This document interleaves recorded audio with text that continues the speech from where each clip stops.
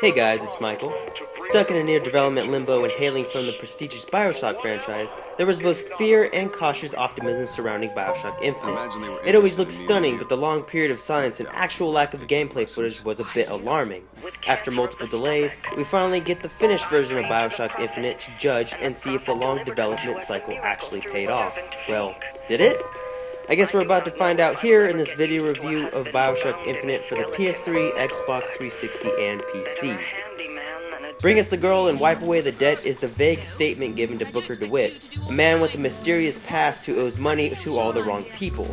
This nondescript request sends Booker to a city not under the blue sea, but one floating in the blue sky called Columbia. Run by an idealistic man named Comstock, Booker must find the girl named Elizabeth under his all-seeing eye and get her to the appropriate party to wipe away the debt. The above paragraph is the extremely simple way to paraphrase a fraction of the narrative contents and, frankly, doesn't do the game a lick of justice. Few games place such a focus on the narrative components and world building, a facet of Infinite that most games could, nay, should, learn from. Columbia is an accurate parallel to Rapture, but with key differences. For one, not everyone has been eviscerated, and a lot of the citizens have most of their sanity intact. Columbia remains to be a functional utopia, one rooted in its controversial beliefs and realized incredibly well. Strolling through the carnival, overhearing conversations, and pilfering busy stores lends to a sense of place that not many other games possess, even if the animation for the NPCs here is rather crude. It is playing a video game, but it satisfies the hunger to absorb the world and take in the scenery, rather than the need to shoot dudes in the squishy parts. You get to see how these people live and what conditions they endure, which allow the player to better understand this world with life and personality. This Cloud City's life and personality is one rarely touched by video games. Games usually tread safely within the yellow tape of subjects that are easily tackled, but not the daredevil team over at Irrational Games. Infinite takes on thoughts of racism, segregation, and class differences in a way that no other game dares to mingle with. Some of the instances shown are plain shocking, but they thankfully aren't played up for that initial shock value.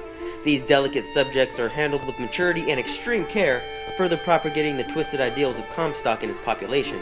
It's a little sad that these themes are more or less dumped during the latter half of the game, but the courageous inclusion of these themes are well worth the praise. Columbia is one of the more engaging characters in Infinite, but it is among a cast of well-written and executed personas. Booker and Elizabeth take up the screen for most of the time, and you'll be thankful for that since they are realized so well. Booker is an incredibly strong frontman with all the necessary characteristics and arcs to round him out as a convincing person, but Elizabeth steals the show. She embodies a strong female lead with her noble and sometimes carelessly passionate will. I felt for her not only because I had to, but because I wanted to. Both deliver their lines with such incredible emotion, from happiness to anger and then sadness, and become an incredible duo that only gets better the more they interact with each other. She makes him more interesting and vice versa. The story helps highlight the incredible performances. While I won't delve into specifics, Infinite's plot is complex but told in such a way that always knows when to reveal something new and exciting. This strong pacing picks up even more in the last act and leads to an ending that is one of those finales that you just have to discuss with your peers around you. Playing it twice is almost necessary given how intricate some of the science is behind it. Once the credits rolled, and even well before that, my brain had been twisted into a pink pretzel as I tried to decipher what was going on. Confusion of this ilk is the good kind since it led me to research small instances in hopes to find some bigger plot thread. It's slightly ambiguous and convoluted, but positively so, even if it does resort to scientific jargon and contrived time tears to solve a few problems. Replaying it helps tremendously since foreshadowing seeds are more easily picked apart, making the subsequent scenes make more sense. Pulling off this incredible feat is something usually only reserved for games with Metal Gear Solid in the title, but Bioshock Infinite has shown that it too can tell an elaborate tale, rife with emotion and depth. Will you stop it? Not here to hurt you. Who are you? The various combat mechanics also match this satisfying amount of depth. Battlefields become playgrounds of death since the player gets to choose what method of approach that fits their playstyle. Guns and Vigors, which are like plasmids from the original Bioshock, are the most apparent toys and allow for a whole wealth of combos. Challenging enemy encounters bring out the best in the combat because it forces the player to play strategically by mixing guns, Vigors, and environmental actions. It may seem unfair at first as you drain your account in order to resurrect yourself, but it intelligently forces you to play with the more thoughtful mindset. Rushing in with a shotgun can only get a few guys, but why not throw down a bucking bronco vigor and some crows to swoop up the many forces?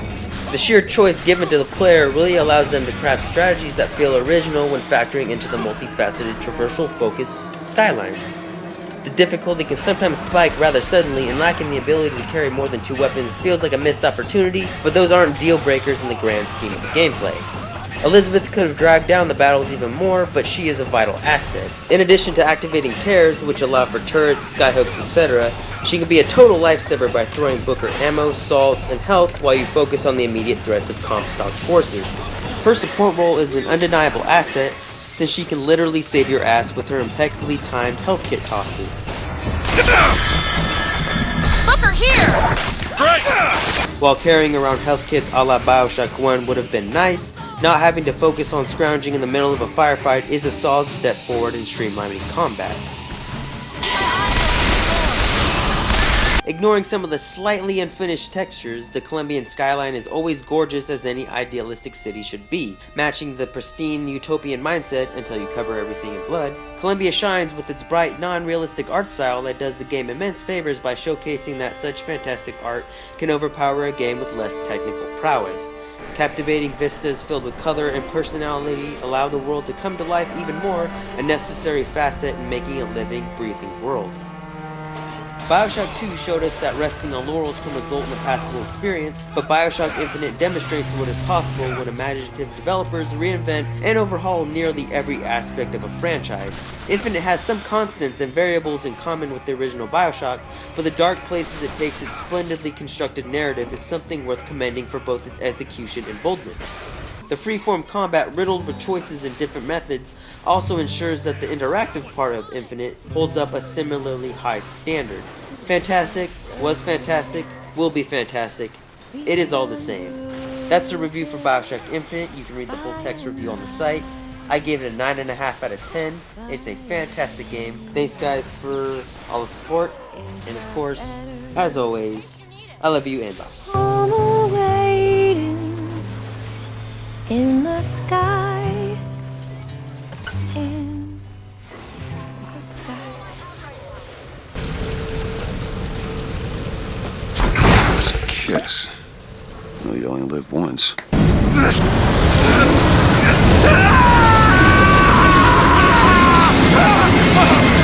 Now she want a photo, you already know though. You only live once, that's the motto, nigga. YOLO, and we bout it every day, every day, every day. Like we sitting on the bench, nigga, we don't really play.